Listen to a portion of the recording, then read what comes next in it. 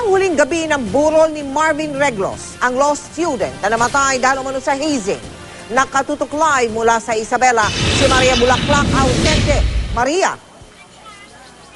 Yes, Mel, ngayong gabi nga ang pinakahuling gabi ng lamay para kay Marvin Reglos. Kaya't ang mga kaanak niya dito ay abala na rin, maging ang kanyang mga kababayan dito sa Burgos, Isabela. Maaga pa lang, voluntaryong naglinis ang mga kapitbahay ng pamilya Reglos sa loob at labas ng simbahan para sa gagawing necrological service bukas ng umaga para kay Marvin Reglos, ang freshman law student ng San Beda College na namatay dahil umano sa hazing. Ang tiyahin ni Marvin, abala sa pagsinop ng mga gamit na ipapabaon daw sa pamangkin, tulad na paboritong sapatos, damit, libro at pitaka. Tradisyon daw kasi ito ng kanilang pamilya. Ang inang si Mirna sa masasayang alaala ng anak humuhugot ng katatagan.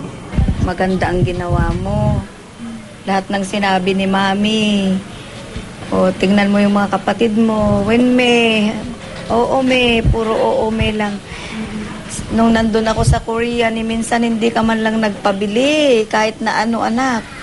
Upang maibsan daw ang lungkot, iisipin na lang daw nilang ng ibang bansa lang si Marvin. Ang ating marunong. Nagbakasyon na sa malayo. Nag-abroad na ang aking anak.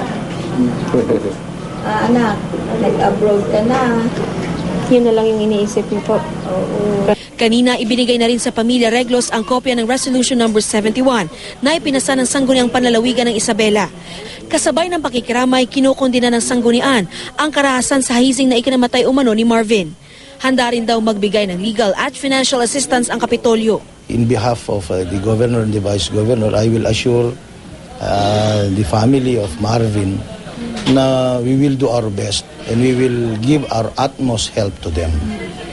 Bago magtanghali bukas, ililibing si Marvin sa Caligan Public Cemetery.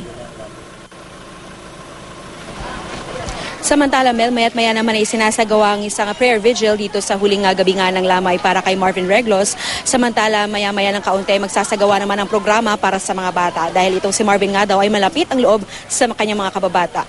Yan munang latest mula dito sa Burgos, Isabela. Mel? Maraming salamat sa iyo, Maria Bulaklak Ausente.